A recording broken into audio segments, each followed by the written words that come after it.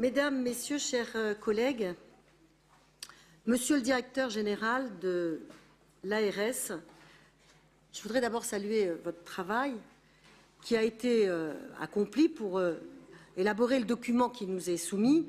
C'est un document qui offre une description très documentée, extrêmement précise de l'offre de soins en Bourgogne-Franche-Comté et de l'état de santé des habitants de notre région. Qu'est-ce qu'on peut retenir des 200 pages consacrées à l'état des lieux? Tout d'abord, observer que l'état de santé des habitants de notre région s'est significativement amélioré en une dizaine d'années entre le premier PRS établi au début des années 2000 et le présent projet. Ceci grâce à notre système de santé et de protection sociale dont les Français sont dans leur ensemble fiers. Ceci grâce au travail réalisé par tous les professionnels de santé, médecins généralistes, spécialistes, urgentistes, infirmiers, aides à domicile. Ceci aussi grâce à l'implication volontariste des collectivités. Je pense à la maison des spécialistes qui a ouvert l'an dernier à Nevers. Je pense au cabinet éphémère qui a été créé à Pontarlier il y a quelques mois dans l'attente de l'ouverture de la maison de santé. Et j'en profite pour saluer l'initiative du président de la Saône-et-Loire pour recruter directement des médecins généralistes. Malgré tout, l'état de santé des Bourguignons et des Franc-Comtois, même s'il s'est amélioré, reste moins bon que celui de la population française dans son ensemble. Il est surtout très différent selon les milieux professionnels et selon les territoires.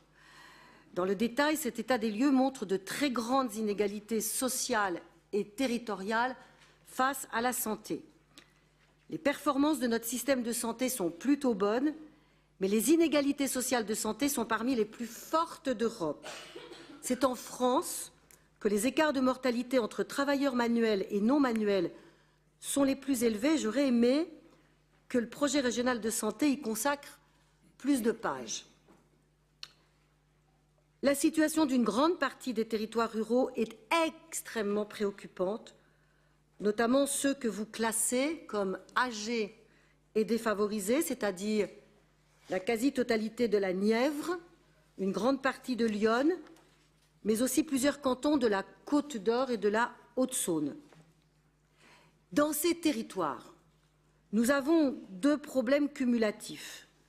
Comparés aux autres régions, nous avons trop peu de médecins et ils sont mal répartis. En effet, nous avons moins de médecins, moins d'infirmiers, moins de spécialistes que la moyenne métropolitaine. Le déséquilibre qui est fort pour les médecins généralistes est vraiment inquiétant pour les spécialistes. Il nous faudrait 240 médecins généralistes supplémentaires, 880 infirmiers supplémentaires et 1000 médecins spécialistes supplémentaires pour revenir dans la moyenne nationale. Et dans le détail, on observe qu'il y a moins de 5 médecins généralistes pour 10 000 habitants à la Charité-sur-Loire, à Château-Chinon, à Morée, dans le Châtillonnais, soit moitié moins que la moyenne nationale. Et ces territoires sont également ceux où, dans une large mesure, l'accès aux urgences est le plus difficile. Ces difficultés d'accès aux urgences touchent à la fois les zones rurales et les zones de montagne, dans le Haut-Doubs, dans le Jura, dans le Morvan. Dans ces territoires, il faut attendre plus de 45 minutes une intervention des urgences. Alors on comprend que toute remise en cause des services d'urgence dans ces zones soit perçue par la population et les élus comme une atteinte intolérable au droit à la santé, dont le préambule de la Constitution de 1946 a fait un droit constitutionnel. La population et les élus savent par ailleurs que priver un hôpital de son service d'urgence, c'est le transformer à terme en une maison médicalisée spécialisée dans la gériatrie et les soins de suite. Alors, quelles sont les solutions que vous proposez par rapport à cet état des lieux extrêmement préoccupant? Tout d'abord, renforcer la prévention et faire la promotion de la santé. Nous y sommes très attachés.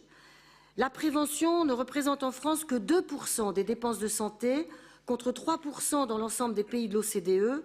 C'est évidemment très faible et chacun comprend aujourd'hui qu'il s'agit d'un enjeu important qui a été trop longtemps négligé chez nous. Il n'y a pas, dans notre population en France, de culture de la santé publique et de la prévention. Il faut vraiment que nous changions de braquet sur ce sujet. Vous souhaitez que nous fassions davantage la promotion de la santé. Nous y sommes également favorables. Nous nous sommes engagés à vos côtés dans le cadre de notre convention de collaboration région ARS. Nous agissons également dans le cadre de nos compétences, en particulier dans les lycées, pour alerter les jeunes sur les conduites à risque et promouvoir un mode de vie et une alimentation plus saine. En dehors de la prévention et de la promotion de la santé, vous proposez 3 grands ordres d'intervention pour remédier à la situation préoccupante à laquelle que j'ai mentionnée. 1. Développer le réseau des maisons de santé. 2. Favoriser l'e-santé et la télémédecine. 3. Prendre ce que vous est appelé le virage ambulatoire, c'est-à-dire renforcer les liens entre l'hôpital et la médecine de ville. Ces propositions sont en général utiles. Notre collectivité, vous le savez, soutient fortement le développement des maisons de santé pluridisciplinaires. Nous sommes d'ailleurs une région pionnière. Nous étions pionniers en Franche-Comté, pionniers en Bourgogne, et c'est ici, dans cette région, que nous avons le réseau des maisons de santé le plus dense et le plus fourni de France. Nous sommes prêts d'ailleurs sur les maisons pluridisciplinaires de santé, à condition qu'elles aient été travaillées avec les professionnels de santé. Nous sommes prêts à aller plus loin. Nous sommes prêts à accompagner le plan du ministère de la Santé qui prévoit de doubler le nombre de maisons de santé en 5 ans. Et nous sommes prêts à participer au financement des équipements techniques qui devraient être systématiquement mis à disposition de ces maisons pluridisciplinaires. Je pense à des électrocardiogrammes, je pense à des échographes. Nous sommes aussi favorables au développement de l'e-santé. La transition numérique doit permettre de faciliter la coordination des acteurs de santé, en particulier entre le secteur hospitalier et la médecine de vie, et permettre un suivi plus régulier et plus fréquent des personnes victimes de maladies chroniques. C'est précisément parce que nous croyons au potentiel de l'e-santé que la région prend une part très active au sein du comité de pilotage régional qui réunit depuis juin 2016 toutes les parties prenantes dans ce domaine, l'ARS, les groupements de coopération sanitaire, les conseils départementaux, les agglomérations de Dijon et de Besançon, le pôle de compétitivité des microtechniques, l'association BFCare. Nous sommes également très favorables au développement de la télémédecine, comme vous l'envisagez dans les maisons de santé pluriprofessionnelles et dans certains cabinets isolés. Il faut néanmoins reconnaître que la télémédecine n'est pas adaptée à toutes les spécialités, qu'elle ne peut pas remplacer le contact humain, en particulier pour le patient très âgé qui souffre souvent de multiples pathologies. Ces réponses et ces propositions sont donc utiles,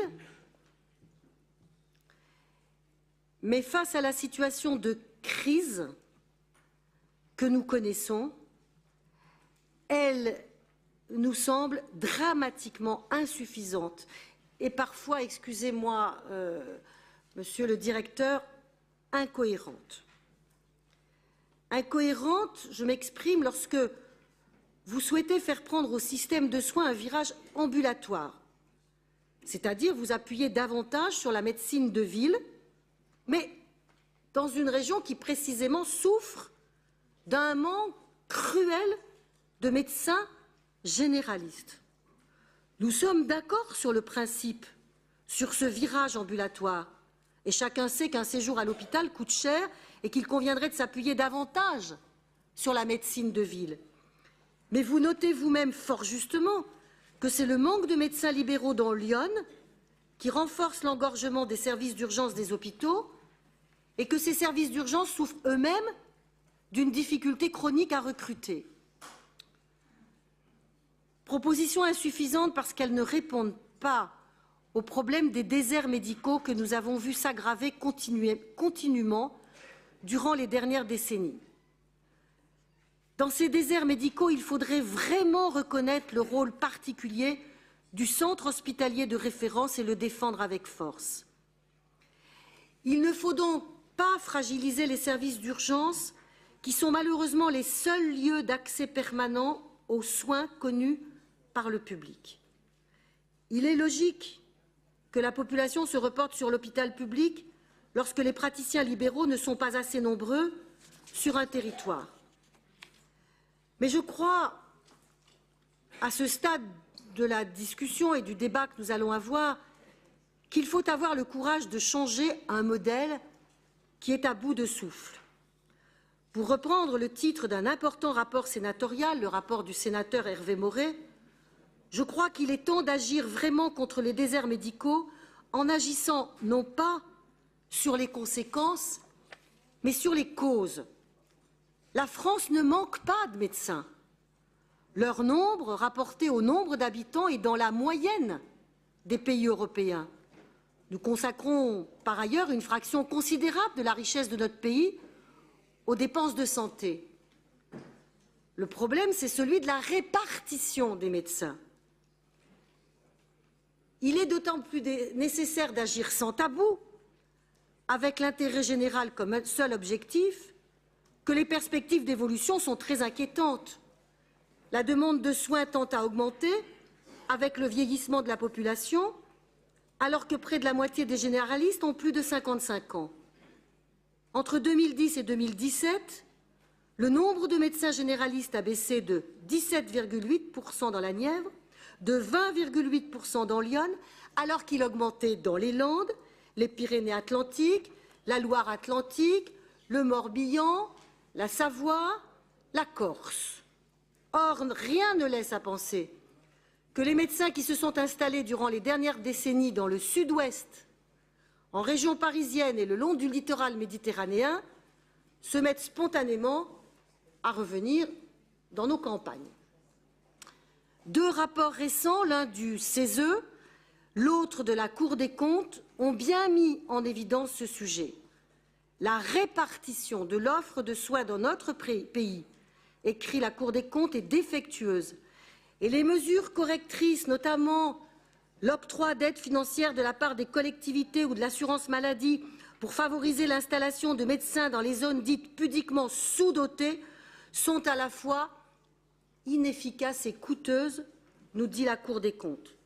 Ces dispositifs timides et partiels de régulation à l'installation, qui jouent exclusivement sur des incitations financières, ne sont manifestement pas à la hauteur des enjeux, écrit la Cour. Je pense que les Français sont attachés à la liberté du choix de leur médecin, qui est le pendant de la liberté d'installation. Mais dans les déserts médicaux, la liberté de choix du médecin ne trouve pas à s'exercer faute de médecins. L'équilibre est donc rompu et appelle de nouvelles formes de régulation.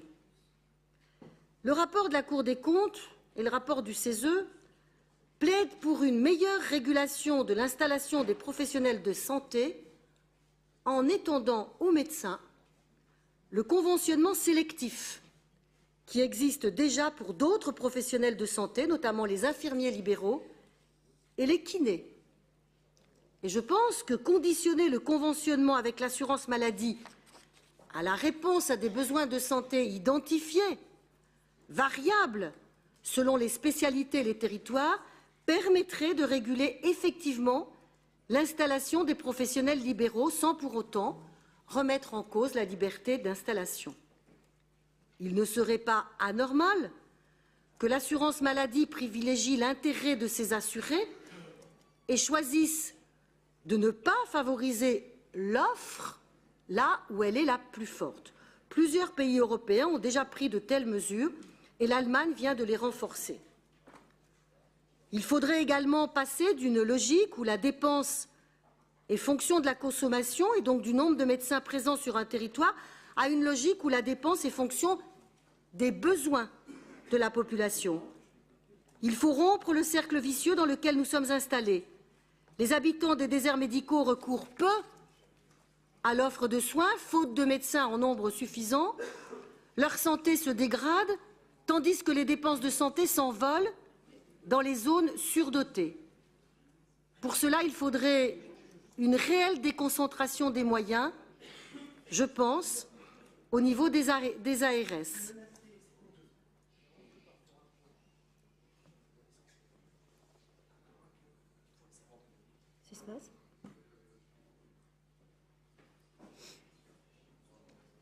Or, les ARS n'ont pas aujourd'hui les moyens adéquats pour accomplir la mission que la loi leur donne d'organiser, pour organiser les soins et les parcours de soins. Comment pourraient-elles le faire alors qu'elles ne peuvent agir, grâce au fonds d'intervention régionale, que sur 2% des dépenses régionales de santé? Pour accélérer le virage ambulatoire, il faudrait au contraire pouvoir décloisonner les différentes enveloppes de l'offre de soins. J'espère, Monsieur le Directeur, que vous pourrez reprendre certaines de ces propositions dans le travail sur lequel vous avez été missionné par la ministre de la Santé, repenser l'organisation territoriale des soins. Et sachez que dans le cadre de cette mission qui vient de vous être confiée, nous sommes prêts dans cette région à être territoire expérimental. Je ne serai d'ailleurs pas complète si je n'évoquais pas la question des EHPAD. La baisse du nombre de contrats aidés les a mis en grande difficulté. De nombreux départements craignent que le projet régional de santé conduise, en fermant des unités de soins de longue durée adossées à des hôpitaux, à déporter les responsabilités de l'assurance maladie vers les départements. Cette crainte n'est pas illégitime quand on sait que les personnes qui entrent aujourd'hui en EHPAD ont en moyenne 88 ans et qu'elles souffrent généralement de nombreuses pathologies. Vous l'aurez compris, Monsieur le Directeur régional, en nous prononçant contre le projet régional de santé que vous nous avez transmis, nous souhaitons d'abord interpeller, à travers vous, votre ministre de tutelle et le législateur. Le gouvernement prétend qu'il faut agir vite et de façon audacieuse pour faire face au corporatisme. Osons, dans le domaine de la santé, faire preuve d'autant d'audace, malgré des corporatismes qui ne sont pas moins pesants. Nos compatriotes, et en ce qui nous concerne les Bourguignons et les Franc-Comtois, le méritent. Je vous remercie. J'ajoute que demain, je rencontre le Premier ministre. C'est un rendez-vous qui est prévu depuis de longue date pour évoquer un certain nombre de sujets relatifs à notre région, à son aménagement du territoire, à son développement économique. Mais je remettrai bien sûr un courrier à Monsieur le Premier ministre reprenant toutes ces préoccupations. Monsieur le Directeur.